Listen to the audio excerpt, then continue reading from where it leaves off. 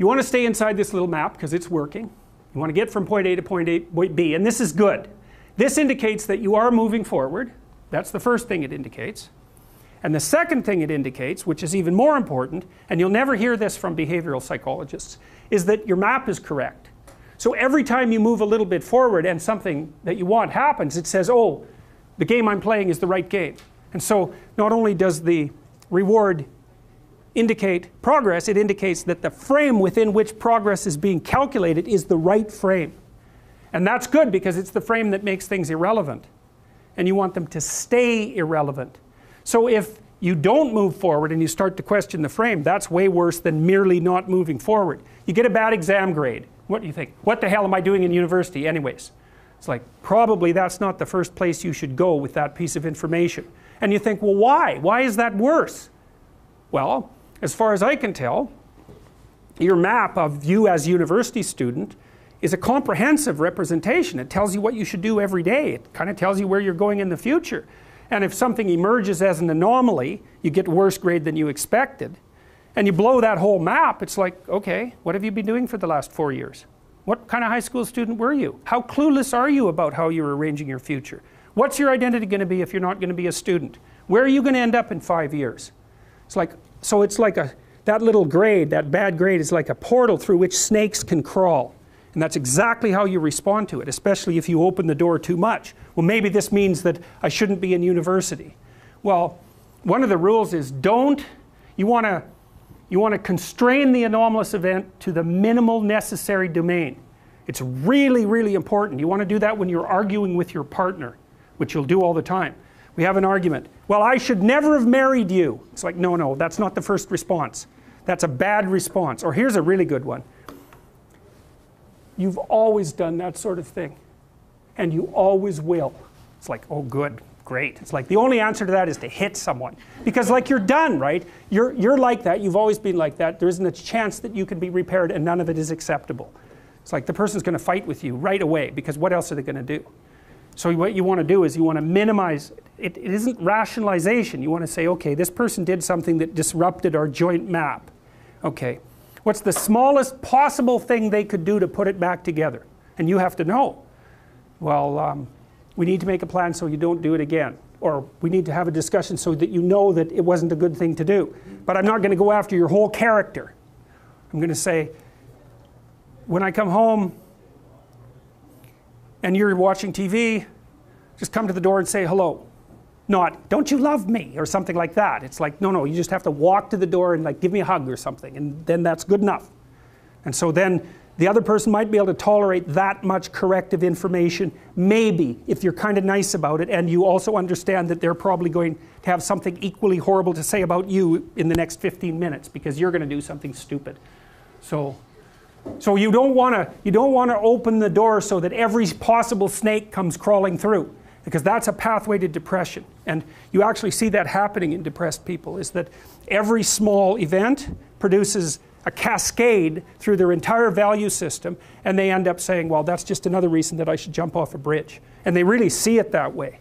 It's really awful, because they've got no defenses. It's like, well, I didn't do so well in this course. It's like I'm going to get a bad mark in the exam. I'm going to get a bad mark in the course. That's going to screw up my ability to finish my degree. I'm never going to get into the field of my choice. It's just another piece of indication that I'm useless and that life isn't worthwhile. Bang, I'm going to jump off a bridge.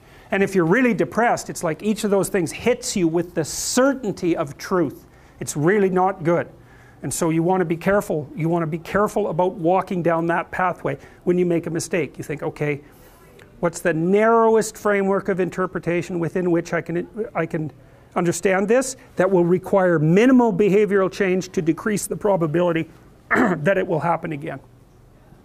It's mental hygiene, fundamentally. Yes? When you say that these frames are scalable, yeah, there's multiple at the same time? We'll get to that. We'll get to that. That is the next question. It's because they don't exist in isolation.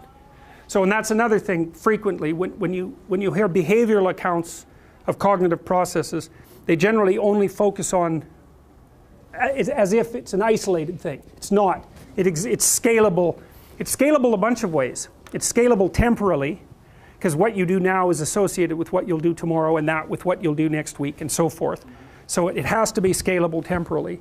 And it's also scalable socially, right? So it has an effect on you, that has an effect on your family, that has an effect on the community, and so forth. And so you don't want to take, it's very difficult to think through the effect of your action on all those scaling levels simultaneously, but you have mechanisms that allow you to do that. And we'll see, I think that the sense of, let's assume that you're not lying to yourself constantly, so your head isn't full of chaos and garbage, and you have reasonable relationships with people in the world. I think that, and this is leaping way ahead, I think that your sense of meaningful engagement with what you're doing is the psychophysiological marker that you're acting in a way that takes all of the stacked representations into account simultaneously. Because you're trying to figure out where you are. And you might think, well, that means where I am in this room. But look, this room is not a simple thing, right? It's nested. It's a subset of the university. That's a subset of society. It's a subset of your life. The room is a complicated thing. And you need to figure out where you should be in the room. And you can't do that surely with perception, because all you see is me and some of the wall, right? You got this little narrow portal. And so you can't really rely on your perceptions to orient you. But you do orient yourself, and I think what you do is it's engagement. It's like, does this seem meaningful and deep and engaging? Yes. Then it's an indication that it's serving multiple masters simultaneously.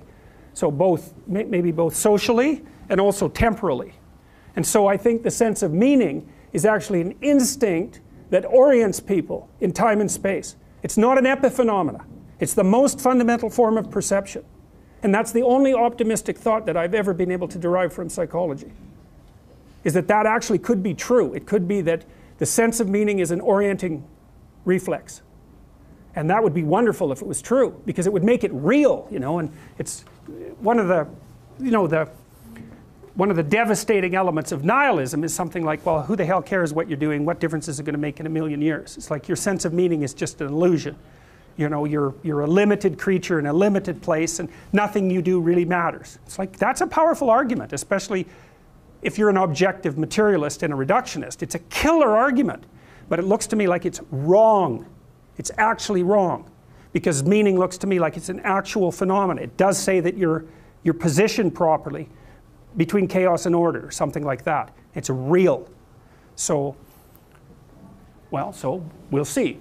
We're going to develop that argument, because if it's real, you want to know that, because it gives you something to stand on. You know, maybe it's as real as pain, but it's not pain. It's something positive, and you need something positive that you can rely on. All right, so